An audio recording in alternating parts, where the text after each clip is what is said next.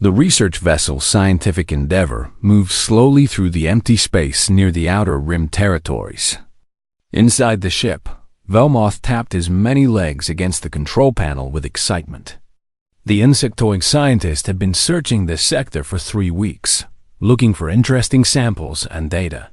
His crew of 12 other aliens worked quietly at their stations, scanning the dark space around them. Director Velmoth. "We have something," called out his assistant. "A thin creature with gray skin named Pix. There is a vessel ahead. It appears damaged and drifting." Velmoth clicked his mandibles together, which meant he was interested. "What kind of vessel?" "Unknown design. The computer does not recognize it. Wait. The database says it might be human." The whole crew became silent. Humans were still new to the Galactic Council. They had only joined 5 years ago, and most aliens had never actually met one. There were stories, of course, but stories were just stories. "Scan for life signs," Velmoth ordered. Pix worked on his console for a moment. "I detect life signs. 23 of them. They are small. Very small." Velmoth felt confused. Small humans? He accessed the galactic database on his personal screen. Ah yes, humans had different life stages. These must be juveniles. The database said human juveniles needed special care and protection. This was perfect. The Galactic Council had specific protocols for this exact situation. "We will bring them aboard," Velmoth announced. "This is a first contact situation with human juveniles. We must follow Protocol 47B for unaccompanied juvenile specimens." The crew activated the transport beams.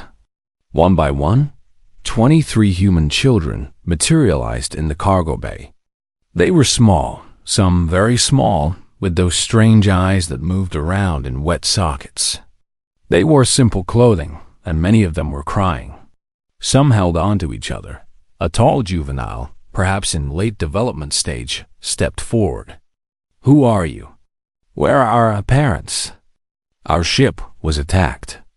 We need help." Velmoth approached carefully. The translator device worked perfectly. "I am Director Velmoth of the Galactic Council Scientific Division. You are safe now. We have rescued you." "What is your designation?" "My name is G1. These are children. We need to contact human authorities. Please, the little ones are scared." Velmoth made a gesture that meant reassurance in his culture. "Do not worry. We will follow proper protocol. You will be taken to Station Thalnine for processing. It is very safe.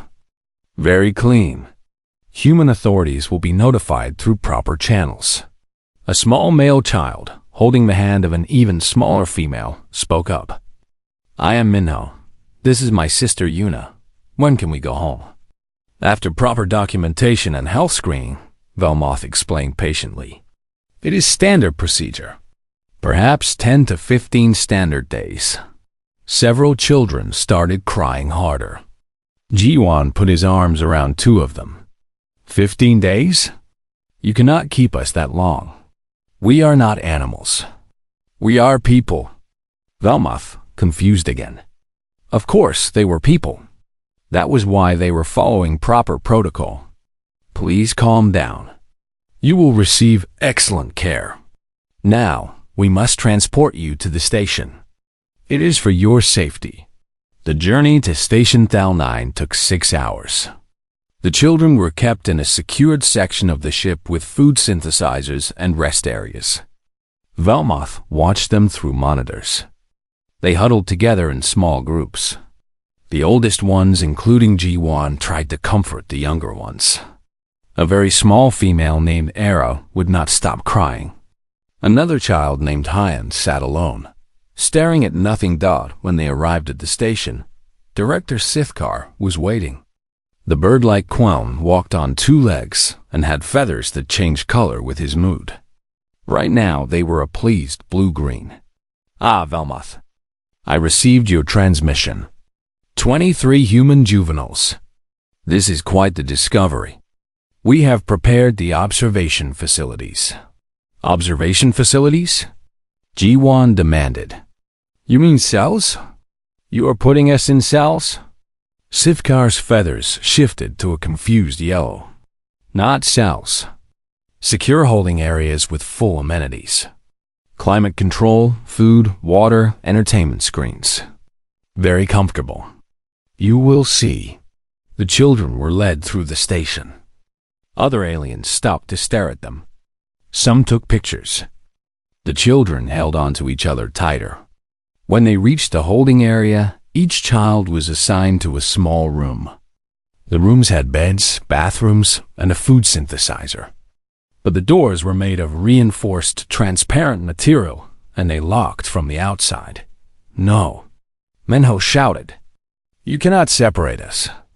Yuna needs to stay with me. She is only 8 years old. The small ones need the older ones, Ji-Wan added, his voice shaking. Please, at least let us stay in groups. Sifkar consulted his datapad. The protocol says individual housing units for proper observation and health monitoring. Do not worry. You can see each other through the walls. And it is only for a short time. Yuna grabbed onto Minho and would not let go. 2 station security guards, large creatures with 4 arms, had to gently pull them apart. Yuna screamed. Minho fought against the guards, but he was just a child. Era collapsed on the floor, sobbing. Hyen just stared with empty eyes. The doors sealed shut. 23 human children sat in 23 separate rooms. Velmoth and Sifkar watched from the control center, feeling satisfied. They had followed every rule perfectly. The paperwork was filed. Human authorities would be notified through official channels. Everything was proper and correct. In her room, Yuna pressed her small hands against the transparent wall, calling for her brother. In the next room, Minho did the same, their hands almost touching through the barrier between them. 3 sectors away, a human military outpost received an emergency distress signal. The message was simple and terrible. 23 children. Pirate attack. Transport vessel missing. All hands lost except the children. The distress beacon gave coordinates. Captain Deho read the report 3 times. Then he pressed the alarm that summoned his entire crew to battle stations. The warship Indomitable began powering up its engines. Around the outpost, other human vessels received the same information. They all began moving in the same direction. Toward Station Thal9, toward the children. On the station, Sifkar was humming happily as he prepared his reports. He had no idea that everything was about to change. He had no idea what was coming. He thought he had saved 23 lives and followed every rule correctly. He had no idea that he had just made the worst mistake in Galactic Council history. 3 days passed on Station Thal9. The children barely ate. Many of them just sat in their rooms, staring at the walls. Ji-Wan tried to keep spirits up by calling out to the others, organizing games through the transparent barriers. Minho spent all his time near the wall closest to Yuna, talking to her, telling her stories. But Yuna had stopped responding. She just sat quietly, looking at nothing. Little Era cried herself to sleep every night. Hyen had started talking to himself. The other children showed similar signs of distress, but Velmoth and Sifkar marked this down as normal adjustment behavior. The medical scans showed the children were physically healthy. That was what mattered, according to their training. On the morning of the 4th day, the station's long-range sensors detected incoming vessels. Multiple vessels. All human. Sifkar felt his feathers turn white with surprise. That was fast. I only sent the notification through official channels 2 days ago. How did they get here so quickly? The lead ship identified itself as the UHSF Indomitable, a military warship. Captain Deho's face appeared on the communication screen. He was a middle-aged human male with short dark hair and eyes that seem to look right through the camera. "This is Captain Deho of the United Human Space Forces. We received a distress signal indicating that 23 human children are on your station. We are here to retrieve them." Sifkar relaxed a little. "Good. The proper authorities had arrived." "Yes, Captain. We have them in protective custody. They are quite safe. We have been following all proper protocols for unaccompanied juvenile specimens. You may retrieve them after we complete the necessary processing." There was a very long silence. When Captain Deho spoke again, his voice was quieter. Somehow that made it worse. "Did you just call them specimens?" "A standard term for first contact situations with unknown. Where are they right now?" "In our secure observation facility. Very comfortable. Full amenities. They have food, water, climate control. Are they in cells?" The captain's knuckles had turned white where he gripped his command chair. Sifkar's feathers shifted nervously. "Secure holding areas, not cells. There is a difference. It is standard protocol for, I am coming aboard with my diplomatic team. You will take us to the children immediately. This is not a request." 20 minutes later, Captain Deho materialized in the station's transport bay with 2 other humans. First Officer Soman was a woman with sharp eyes and a smile that did not reach those eyes. Marine Commander Junho was a large man who looked like he had been carved from stone. All 3 wore military uniforms and sidearms. Sifkar met them personally, his feathers attempting a welcoming green color. "Welcome to Station Thal 9. I am Director Sifkar. I assure you, the juveniles are perfectly safe. If you will follow me to the conference room, we can discuss the proper transfer procedures. Take us to the children. Now." Captain Deho did not raise his voice. He did not need to. Of course, but protocol requires that we first complete the documentation, and Soman stepped forward. "Director Sifkar, our sensors indicate 23 human life signs in Section 7 of your station. That is where we are going. You can either guide us or we will find our own way." Sifkar looked at Junho, who had not said a word but whose hand rested near his sidearm. The director made a decision. "Very well. Follow me." They walked through the station corridors. Valmoth joined them along the way, clicking excitedly about the rescue operation and how well they had cared for the children. Neither Soman nor Deho responded to him. Junho just stared straight ahead. When they reached the observation facility, Sifkar opened the main doors with pride. As you can see, each juvenile has their own private space with... He stopped talking because Captain Deho had frozen in place. The captain was staring at the rows of transparent walled rooms, at the small figures inside them, at Minho, who had his hand pressed against the wall, at Yuna on the other side, curled into a ball, at little Era, who was so still she might have been dead if not for her breathing. At all 23 children in their separate boxes, Soman made a sound. It was not a word. It was something deeper than words. Junho's hand was now gripping his sidearm. "Captain," he said quietly. "Permission to hold." Deho's voice cracked like a whip. Then, softer, he said, "Open the doors. All of them. Right now." "But the protocol requires," Velmoth started. "Open them." Every alien in the corridor jumped. Sifkar's feathers went pure white. He scrambled to the control panel and released all the locks simultaneously. The doors slid open. For a moment, nobody moved. Then Minho ran to Yuna's room and grabbed his sister. She wrapped her arms around him and started crying.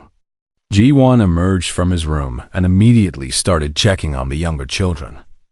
Other children ran to each other, forming small groups, holding on to each other like they were drowning, and the others were lifeboats. Captain Deho walked slowly into the facility. He knelt down beside Era, who was still on the floor. "Hey there," he said gently. "My name is Deho. I am here to take you home. Era looked up at him with huge wet eyes. Then she reached up and grabbed onto his uniform and would not let go. Deho picked her up carefully and stood, the little girl clinging to him. Soman was moving from child to child, speaking softly, checking each one. Her hands were shaking. Junho stood at the entrance, locking it with his body, his face carved from rage and iron control. "How long?" Deho asked quietly, still holding Era. "How long have they been in these rooms?" 3 days, Sithkar answered. "We were waiting for proper documentation to clear. Standard processing time is 10 to 15 days, but since you arrived early, 10 to 15 days. Sumon's voice was flat. "You were going to keep children in cells for 10 to 15 days. Not cells, Velmoth protested. Observation areas. We provided everything they needed. Food, water, entertainment. Everything except freedom, Jano said. His voice was like gravel. Everything except each other. Everything except someone who cared about them. Sithkar felt his feathers turning colors he did not have names for. We did care. We followed every rule. We did everything correctly. Captain Deho looked at him. Era was crying into his shoulder. Around them, children were holding on to each other and crying. Minho had not let go of Yuna. Some of the older children were trying to comfort the younger ones, but they were all crying too. You caged children, Deho said softly. Human children. Do you even understand what you have done? We rescued them. Velmoth insisted. We saved them. We followed protocol. Soman pulled out her communication device. Captain, I'm calling this in. Command needs to know. Earth needs to know. Everyone needs to know. Deho nodded slowly. Then he spoke into his own device. Commander Jonho, please escort our children to the Indomitable. Medical team standing by. Soman, start recording everything. Every room. Every detail. Every regulation they followed. What are you doing? Sithkar asked. The captain turned to look at him. I am giving you 30 minutes. 30 minutes to contact your Galactic Council and explain what you did. 30 minutes before I make my report to Human Command. 30 minutes before every human in known space learns that aliens caged our children. But we were helping. 30 minutes, Deho repeated. And Director? If I were you, I would use those 30 minutes to pray to whatever gods you believe in. Because when humanity finds out what happened here, protocols and regulations are not going to save you. Sithkar's feathers had gone completely gray. Velmoth's legs had stopped clicking. Around the station, alarms began to sound as more human ships dropped out of faster-than-light travel. The 30 minutes had begun. The Galactic Council emergency chambers had not been this full in decades. Representatives from 40 different species filled the curved rows of seats, all talking at once. At the center podium stood the human ambassador, a woman named Chaewon. She waited patiently for the noise to die down. Chaewon was not a soldier. She was a diplomat, a negotiator, someone who had spent years building bridges between humanity and the Galactic Council. She wore simple formal clothing, and her hair was pulled back neatly. She looked calm and professional. Only those who knew her well could see the fury burning behind her eyes. Order! Called the council speaker, a floating creature named Venth. The human ambassador has requested emergency session. She will speak now. The chamber went quiet. 40 species turned their various eyes, sensors, and attention organs toward the human at the podium. Thank you, Speaker Venth, Chaewon began. Her voice was steady and clear. 3 days ago, a Galactic Council science vessel encountered a damaged human transport ship. Aboard that ship were 23 human children, aged 6 to 14 standard years. The children's transport had been attacked by pirates. The crew was dead. The children were alone and afraid. She paused, letting that sink in. Several council members nodded. This seemed like a simple rescue situation.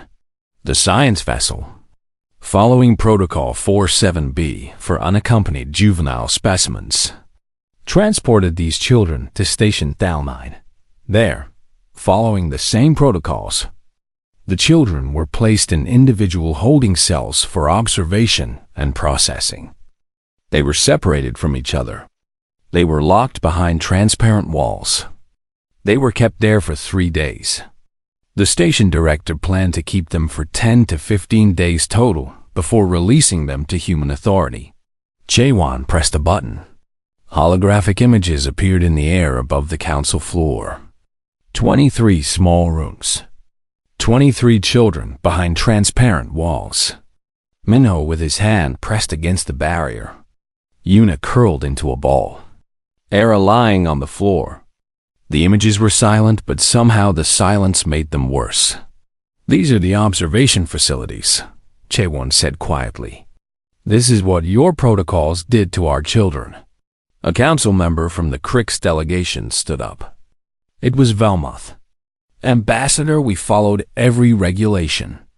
We provided food, water, medical care, entertainment. We did everything correctly, according to established law. Chaewon turned to look at him. You did everything correctly, according to your law. Let me explain why that does not matter. Let me explain what you actually did. She pressed another button. A new hologram appeared, showing a DNA strand. Humans evolved on a world called Earth. We were not the strongest species there. We were not the fastest. We did not have claws or fangs or armor or venom. What we had was each other. We survived because we formed groups. We protected our young together. We hunted together. We built together. The DNA strand rotated slowly. This behavior is not cultural. It is biological. Humans are bonding creatures. We form attachments. We need social connection the same way we need food and water. Children especially. Human children develop their brains through interaction with others. Isolating them causes actual physical damage to their developing minds. Some council members shifted uncomfortably. Chaewon continued. But let me go deeper. Let me tell you about human parents. About human protective instincts. She changed the image to show a graph. When a human parent sees their child in danger, their brain releases specific chemicals: adrenaline, cortisol, oxytocin. These chemicals make us stronger, faster, more determined. They shut down fear. They shut down pain. They make it possible for a small human to lift a vehicle off a trapped child. For an injured human to fight off predators 3 times their size. For an exhausted human to stay awake for days protecting their young. She looked around the chamber. Every human has these instincts. Not just biological parents. Any human who sees a child in danger will experience these reactions. It is built into us, hardwired, unbreakable. Velmoth clicked his mandibles nervously. But we were protecting them. We were keeping them safe. You caged them, Chaewon said simply. You put human children in cells. You separated them from each other. You isolated them. And then, when human authority arrived to retrieve them, you told us we had to wait. You told us there were protocols to follow. You told us the children would have to stay in those cells for 10 more days. The chamber was absolutely silent now. Let me be very clear about what that means to humans, Chaewon said. Every human who learns about this will experience those protective instincts I described. Every parent, every soldier, every citizen. Right now, there are 17 human warships surrounding Station Thalmine. Within those ships are thousands of humans, all experiencing the same biological reaction. All of them looking at images of children in cells. All of them knowing that their species' young were caged like animals. She pulled up another image. This one showed a human history file. Human history is full of examples of what happens when you threaten our children. We have walked through fire for them, fought impossible battles for them, destroyed entire armies for them. We have a saying, never stand between a mother and her child. Some of you may think this is metaphorical. It is not. Sifkar, who had been brought to the council chambers to testify, raised a wing. But we did not hurt them. We fed them. We gave them shelter. We were not standing between them and their parents. We were helping until the parents could be found. Chaewon turned to him. Her calm expression did not change, but somehow the temperature in the room seemed to drop. You locked them in cells. You separated siblings from each other. You ignored them when they cried. You kept them isolated for 3 days and planned to continue for 12 more. In human terms, you were not helping them. You were torturing them. That is not fair, Velmoth protested. We did not know. Yes, Chaewon interrupted. You did not know. That is the problem. You encountered a species you did not understand, and you applied your protocols without asking if those protocols were appropriate. You treated human children like specimens to be cataloged instead of people to be cared for. And now you will face the consequences. Speaker Venth floated forward. Ambassador Chaewon, please. What are you asking for? What does humanity want? Chaewon pulled up a document. These are our demands. First, Station Thal 9 will be immediately turned over to human custody for a full investigation. Second, every individual who had direct contact with those children will be identified and questioned. Third, the Galactic Council will completely revise all protocols regarding human minors to explicitly prevent this from ever happening again. Fourth, these demands are excessive, a council member objected. You are asking us to overturn established law based on one incident. The chamber doors opened. Marine Commander Junho walked in, followed by Captain Daeho. Both wore full military dress uniforms. Both looked like they had not slept in days. Junho carried a datapad. Excuse the interruption, Captain Daeho said quietly. But the ambassador should know. We have received reports from Earth and all human colonies. The news about the children has spread. There are now 147 human vessels en route to Station Thal 9. Civilian vessels, trade ships, private yachts. They are abandoning their routes and heading toward the station. Junho activated his datapad. More images appeared. Human colony militias mobilizing. Human workers leaving their jobs to volunteer. Human parents holding their own children and demanding action. The entire human species spreading across 3 sectors of space, all moving in the same direction. There are protests on every human world, Junho added. Peaceful so far, but there are millions of humans all saying the same thing. They caged our children. Chaewon looked at the council. You see? This is not just a diplomatic incident. This is not just about protocol or law. You have triggered something primal in an entire species. Every human knows about those children now.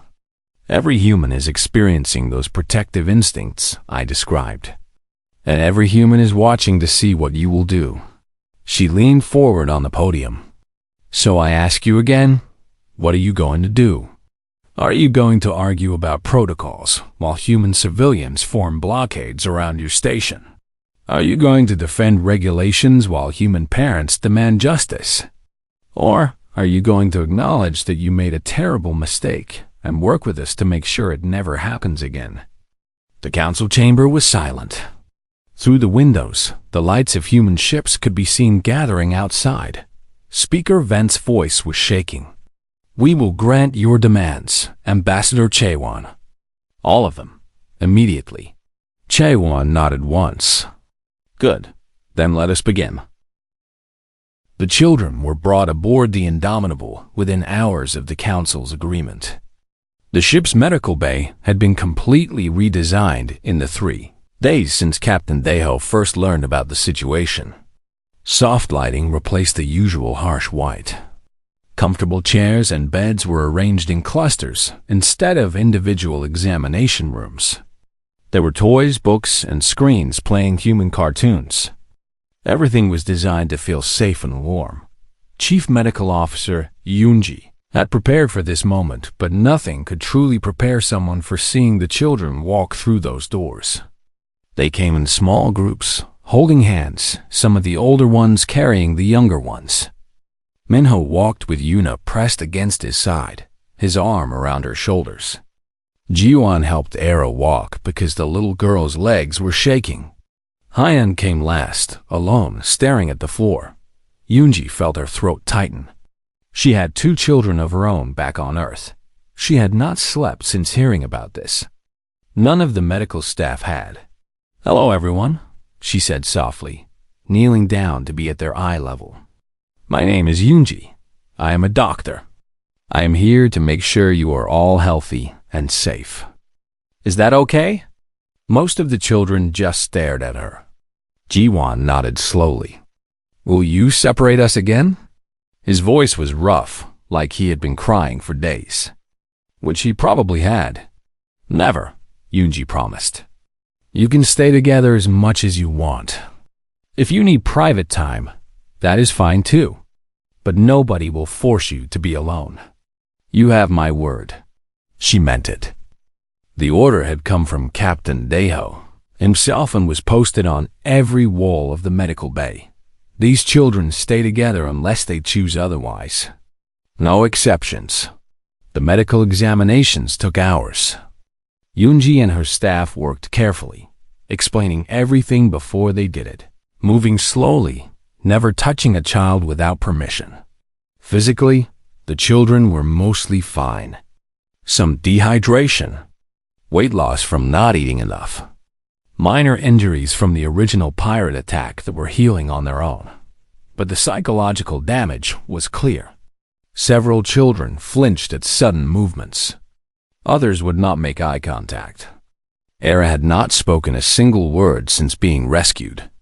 Hyeon kept asking if this was real or if he was still in the cell. Minho refused to leave Yuna's side even for a moment. "Can I speak with you?" Jiwon asked quietly, pulling Yoonji aside while the other medical staff helped the younger children get settled in their new quarters. "Of course. What do you need?" The 14-year-old boy looked exhausted. His eyes were red from crying. The little ones, they do not understand what happened. They just know they were scared. But I heard things. I heard the aliens talking. They really thought they were helping us. They really believed they were doing the right thing. Yoonji nodded slowly. Yes, they followed their laws and protocols. They did not understand those protocols would harm human children. But they should have asked, Jiwon said, his voice breaking. They should have asked us what we needed. They should have seen that we were suffering. I tried to tell them. I tried to explain. But they just kept saying it was protocol, that it was safe, that we had food and water, so everything was fine. I know. I am so sorry that happened to you. Jiwon wiped his eyes. Will they be punished? The aliens who did this? Yes, but I do not know what the punishment will be. That is being decided now. In fact, that exact discussion was happening in Captain Deho's ready room. Ambassador Chaewon had transported to the ship to join the conversation. First Officer Soman was there, along with Commander Junho and representatives from Human Military Command joining by video link. The Council has agreed to turn over Velmuth, Sithkar, and 12 other aliens who were directly involved, Chaewon explained. They will face human justice. But we need to decide what that justice looks like. Execution, Junho said flatly. They tortured children. They did not intend to torture, Deho countered. They genuinely believed they were following proper procedure. They were ignorant, not malicious. Does that matter? Soman asked. The children still suffered. Era still will not speak. Hyan still thinks he is in a cell. Yuna still cannot sleep without Minho holding her hand. Their ignorance does not undo the damage. Chaewon nodded. You are right. But we also need to think about what kind of precedent we set. If we execute every alien who makes a mistake with humans out of ignorance, we will be at war with half the galaxy. We need justice, but we also need them to learn. A video link activated. It was the human president calling in from Earth. Captain Daeho, what do the children need? Not what satisfies our anger. What do they actually need to heal? Daeho thought about that. They need to know they're safe. They need to know it will not happen again. They need to know that the galaxy understands what was done to them. Then that is what we give them, the president said. Ambassador Chaewon, here are my orders. The aliens will not be executed.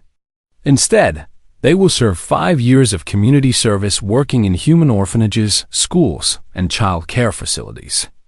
They will learn exactly what they did wrong by learning how to care for human children properly. They will write detailed reports that will be distributed to every species in the Galactic Council. And they will personally apologize to each of those 23 children.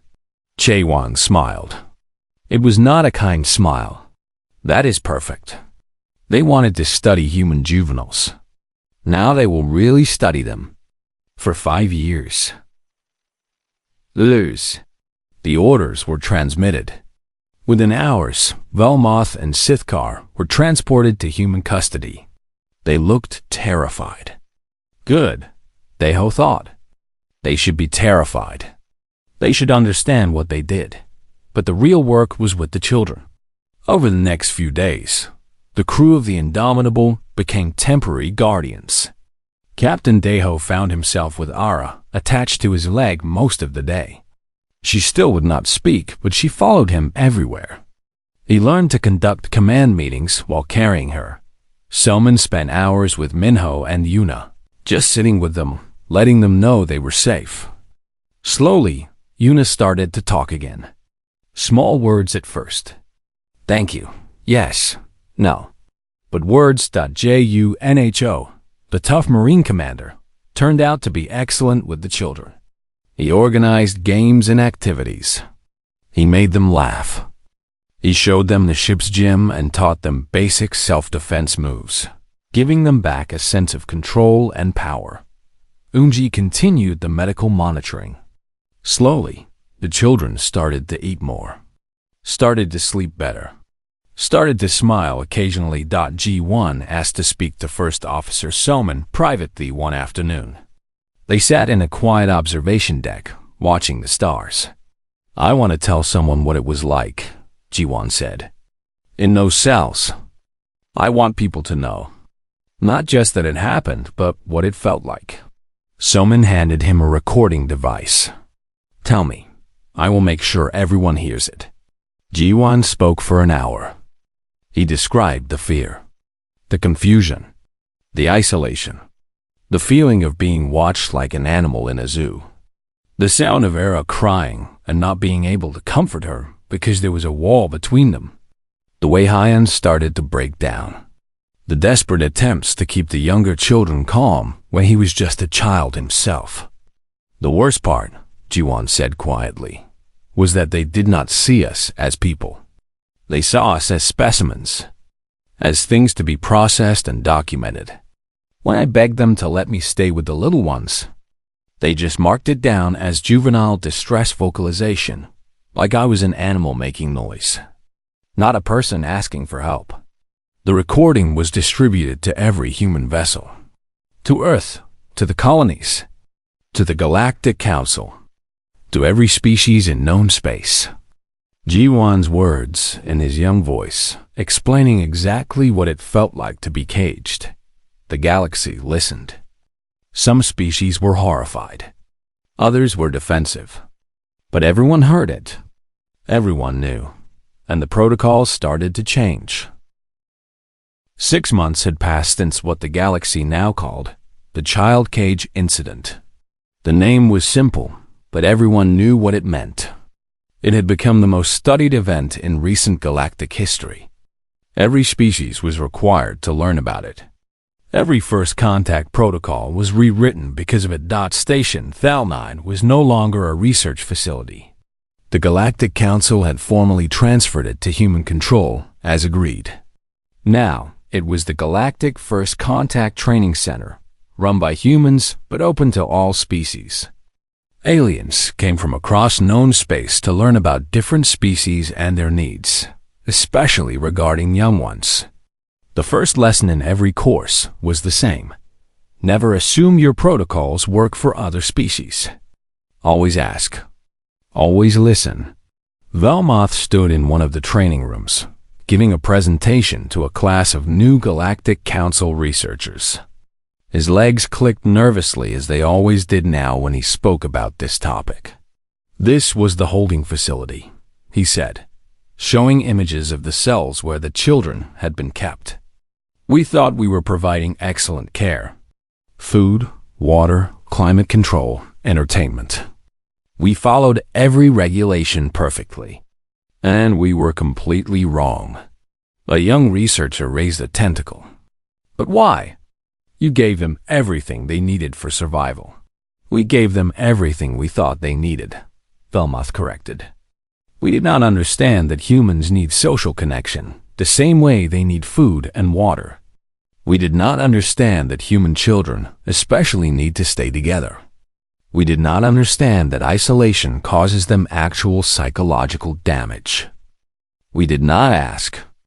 We assumed. And 23 children suffered because of our assumptions. He changed the image to show Ji-Won's face during his recorded testimony. This young human tried to tell us. He begged us to let the children stay together. We marked his pleas as distress vocalization in our reports and continued following protocol. We did not see him as a person trying to help the younger ones. We saw him as a specimen displaying predictable stress responses. Velmoth's voice shook. I will carry that shame for the rest of my life. And I should. This is my penance, to make sure every researcher in this galaxy learns from my mistake. To make sure no other species' children ever suffer the way those human children suffered. Across the station, in a different room, Sithkar was conducting a practical training session with a group of diplomats.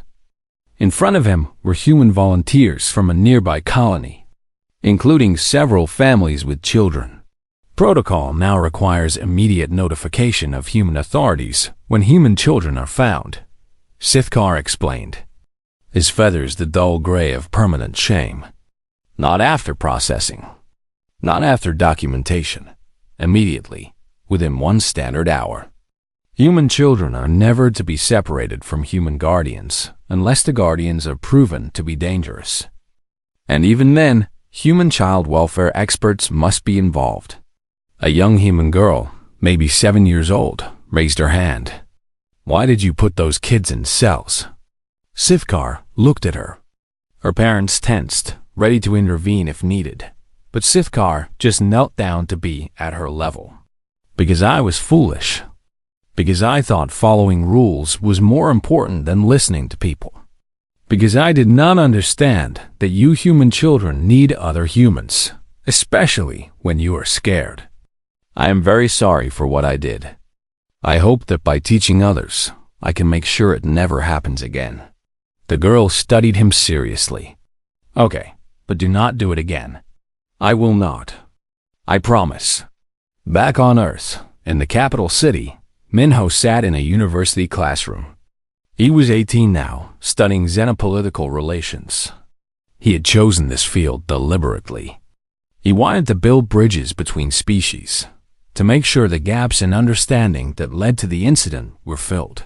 His sister Yuna, now 14, sometimes came to his lectures. She had started a foundation for interspecies child welfare rights. She gave speeches at schools and conferences. She was young, but her voice carried weight because everyone knew her story. Today, they were having lunch together between Minho's classes. How is the foundation work going? Minho asked. Good.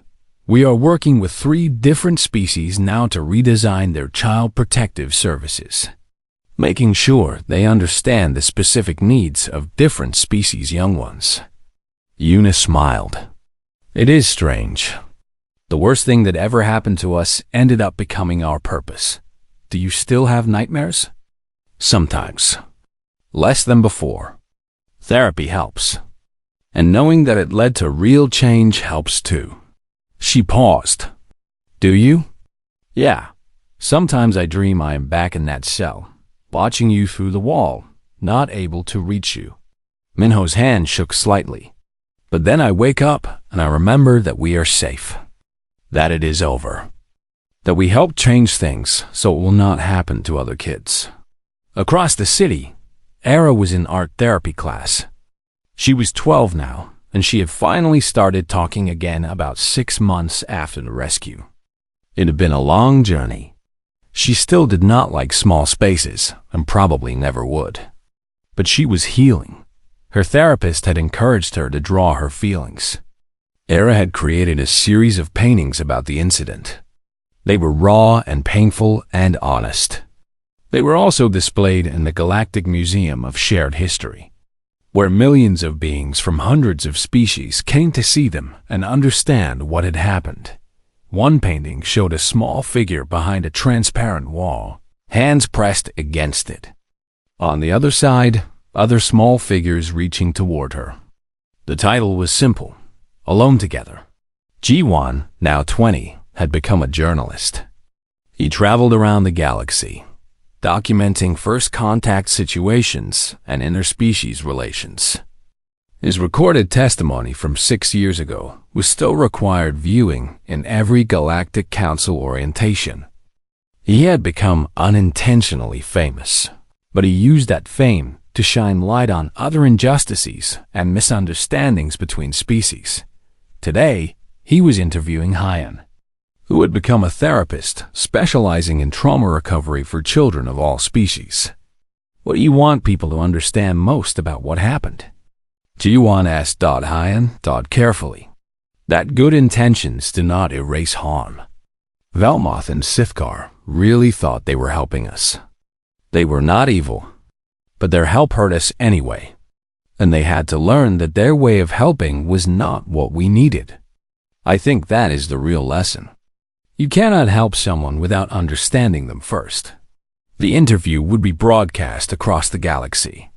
It would be added to the growing collection of first-hand accounts, educational materials, and policy documents that made up the legacy of the child cage incident.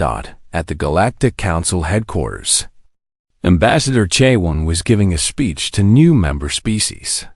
6 years ago, 23 human children were placed in cells by well-meaning aliens who did not understand human needs. Today, those children are thriving. They are students, activists, therapists, artists, journalists. They took their trauma and transformed it into purpose. But let me be clear, they should never have had to do that. They should never have been put in that situation in the first place. She looked around the chamber. The protocols we created after the incident are not just about human children. They are about all children, all species. They are about the fundamental principle that good intentions must be paired with understanding. That help is only help if it is what the person actually needs. That listening is more important than protocol. Later that day, Chaewon visited the Indomitable, which was docked for maintenance. Captain Daeho, now an admiral, met her in his ready room. On his desk was a picture of Era from a year ago, smiling, healthy, standing with her adopted family. Daeho had stayed in touch with all the children. How are they really doing? Chaewon asked. As well as can be expected. They all carry scars.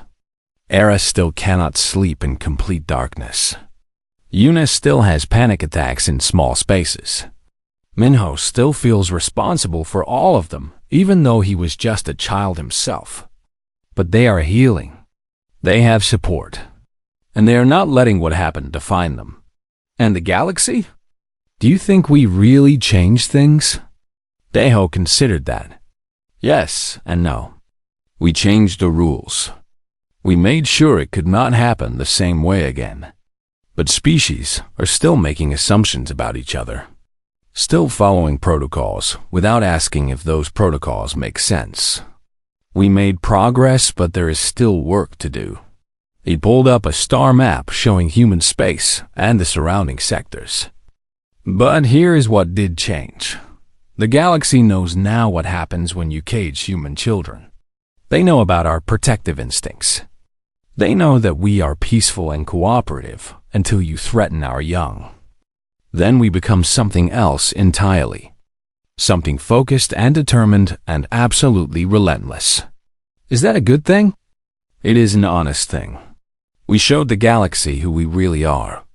Not the friendly traders or the curious explorers. The parents. The protectors. The ones who will move stars to keep our children safe. He smiled slightly.